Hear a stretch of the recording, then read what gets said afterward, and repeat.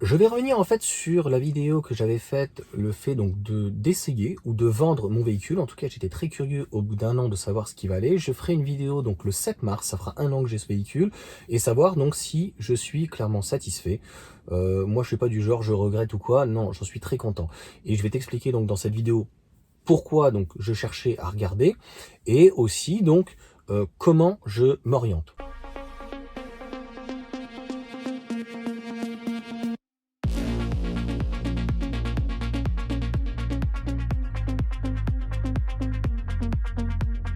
Comme je te l'avais expliqué, pour ceux qui suivent mes aventures, j'avais regardé donc pour un modèle Y performance ou éventuellement un grande autonomie. Malheureusement, le grande autonomie, même s'il est à 47 000 à un moment donné, s'il faisait une remise, peu importe si ça arrivait, c'est déjà arrivé. Malheureusement, il n'est plus donc éligible celui-ci parce que ça passe pas au niveau de la batterie. La batterie doit être trop grosse ou la batterie, donc le fait que ça soit la batterie LG, elle est, je ne sais pas si elle est en Pologne ou elle vient de Chine ou quoi que ce soit, mais il y a un trop de trop quelque part. Un petit peu comme le Fisker qui passe pas, il est trop lourd, trop d'aluminium, etc., etc. Donc, j'ai un petit peu abandonné l'idée. Je reste de toute façon chez Tesla. J'en ai rediscuté de toute manière avec ma femme. Elle m'a dit, moi, je veux rester sur un véhicule neuf et moins de 4 ans. Donc, de toute manière, on la vendra au bout de 3 ans. J'attendais donc le modèle Y Rusting. Finalement, on apprend que ça sera pas avant l'année prochaine. Un modèle compact sera trop petit et en voiture principale, on en est extrêmement satisfait. Au final, je suis très content et j'en parlerai donc dans la vidéo donc au bout d'un an du bilan. J'ai eu donc EV Market qui m'a répondu parce que les deux autres ne m'ont pas répondu, que ça soit vendez votre voiture ou donc Proof Station. Et ben, j'y suis allé une deuxième fois. Je pense qu'ils sont indirectement largués sur l'électrique et vu la volatilité de l'électrique, j'ai eu un commentaire donc sur le fait que vendez votre voiture. Ils ne veulent plus a priori acheter Tesla par rapport aux volatilités ou quoi. En tout cas, par rapport aux éléments que j'ai envoyés, EV Market me la propose 35 000 euros. Donc je trouve ça plutôt extrêmement honnête. Donc ça me ferait une baisse de 5 000 euros. Et même si c'était 30 000, il y a des commentaires, je ne peux même pas dire agréables, qui ne comprennent pas. Ben, pourquoi tu la vends? Pourquoi comme ça? Bien, tu vois, j'ai ma maison, donc pour le coup en Vendée, elle est neuve, mais je regarde ailleurs. Donc je regarde pas ailleurs avec ma femme, mais je regarde en tout cas ailleurs au niveau de ma maison. J'ai toujours été comme ça. Je suis extrêmement opportuniste et ça ne me dérange pas. Demain, il y a un terrain de 1000 mètres ou 10 000 mètres d'un hectare qui pourrait m'intéresser, qui est bien situé, 100 000 euros ou quoi que ce soit, ben, pourquoi pas refaire une autre maison.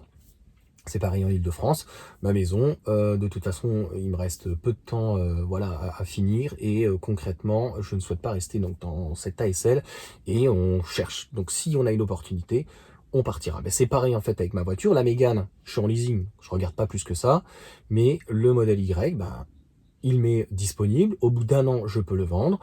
Je m'en fiche du bonus, voilà, j'aurais pu voir ou quoi que ce soit, mais c'est surtout que on va attendre très certainement donc les 3 ans, c'est comme ça qu'on va s'orienter et on veut rester donc sur un véhicule à chaque fois donc neuf et récent et garanti. On verra la prochaine fois d'ailleurs si c'est pas plus intéressant de prendre un leasing. Pour le moment, voilà, ça fait une décote de 5 000 euros. J'ai envie aussi de passer par un professionnel parce que j'ai pas envie de me prendre la tête avec un particulier. Je suis même pas sûr finalement qu'à 35 000 on puisse le vendre plus cher. Donc concrètement, l'évolution de toute façon est tellement rapide, on verra bien. Après, il y aura plus les commodos, donc on verra bien. De toute façon, il faudra bien la changer parce que voilà, c'est la voiture de ma femme et ma femme m'a dit de toute façon, on la vendra avant que la garantie elle se finisse parce que elle a plus envie de se prendre la tête et je peux la comprendre.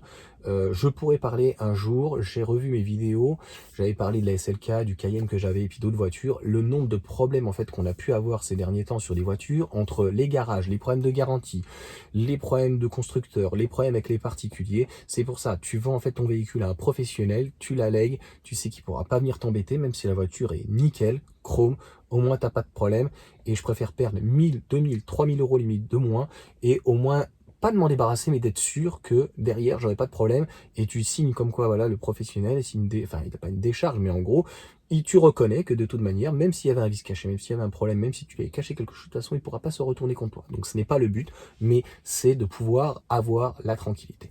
Donc voilà pour cette petite explication. J'aurai le temps donc de faire une vidéo complète sur le bilan, l'esthétisme, l'autonomie, les différentes choses. Comme tu le sais aussi, j'aurais bien aimé passer sur une BYD. Ceux qui suivent au départ, donc mes aventures, moi quand je l'ai eu le 7 mars, j'avais décalé parce que j'étais déjà en Vendée, donc pendant les vacances scolaires, donc de 3 semaines, la réception donc à Valenton que je recevais, donc en Ile-de-France dans le 94.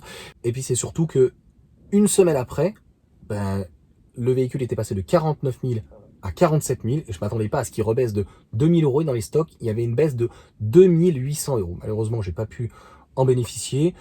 Bah, ma femme elle s'en fout, mais moi honnêtement, je l'ai un petit peu mauvaise. Je me dis franchement, 2800 €, c'est quand même beaucoup d'argent. C'est la seule chose voilà que je regrette sur ce véhicule. J'ai de toute façon rajouté un petit HUD devant pour avoir ma vitesse ou quoi. Et le véhicule, si tu veux, voilà, ma femme en tout cas, on en est extrêmement content. Moi, je suis extrêmement exigeant, donc je regarde ce qui se fait ailleurs, etc. Mais on a les superchargeurs en plus, donc grâce aux filleuls qui sont gratuits. Donc, faut pas être hypocrite. Donc, honnêtement, c'est hyper agréable, même si c'est pas ça qui coûte cher. Et en plus, bah, tu te prends pas la tête, tu vas au superchargeur, tac, on le met dans la voiture. On a notre préconditionnement, on a notre cuir, on a les sièges chauffants.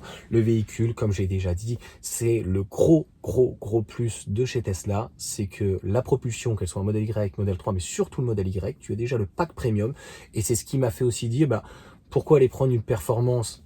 Certes, tu as les performances, certes, tu as la batterie, celle de la grande autonomie, et donc une batterie NMC, donc moins pour le froid. Mais est-ce que franchement, ça vaut le coup de mettre 10 000 € de plus le jour où il n'y aura plus de bonus et qu'il y aura un écart moins important, mettons de 5 000 €? Oui, ça vaut le coup, je pense. Mais aujourd'hui, 10 000 €, je pense que clairement, ça vaut pas le coup. 11 000 €, ça vaut pas le coup. Cette différence est encore plus sur une performance.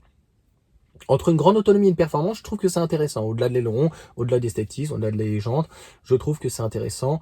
Tu as vraiment donc le mode piste, tu peux régler où tu le 100% donc sur l'essieu arrière ou avant ou quoi que ce soit, donc ta puissance, régler voilà les performances du moteur, etc. Donc je trouve que là oui c'est intéressant, mais on a vraiment encore une fois tout dans ce véhicule et on a le droit d'être curieux et puis j'ai le droit d'aller faire une simulation, de voir bah, combien je peux la vendre. Donc en tout cas, c'est quelque chose que je pourrais intégrer donc à mon bilan et clairement, au vu de toutes les informations que j'ai pu te donner et que moi j'ai, clairement c'est positif à... On ne regrette rien, voilà.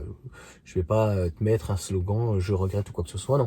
J'éclaircis mon propos et finalement, je t'explique et je viens de t'expliquer dans la vidéo pourquoi donc bah, je ne la vendrai pas et je pourrais même la garder 10 ans. Et ma femme, on en a discuté tout à l'heure, j'étais assez étonné, elle me dit voilà, j'ai pas envie de me prendre la tête et je peux la comprendre, il peut y avoir le moindre problème dessus, t'es obligé d'après avec une batterie, révolte ou le moteur ou quoi, donc non, a priori on la gardera 3 ans et c'est de là où je me dis pour la tranquillité, peut-être que la prochaine on la prendra tu en leasing, c'est pas donner le leasing mais tu la prends, t'en disposes et tu la revends, en tout cas tu la rends. Et la Mégane, pour le moment, je croise les doigts, elle a aucun pet, elle a rien du tout. Bah, moi, j'en prends soin. Donc, il faut pas que quelqu'un vienne me mettre un coup de portière ou quoi. Je fais très attention aux jantes, donc en 20 pouces. Et clairement, bah, comme dit tout le temps, ça devrait bien se passer.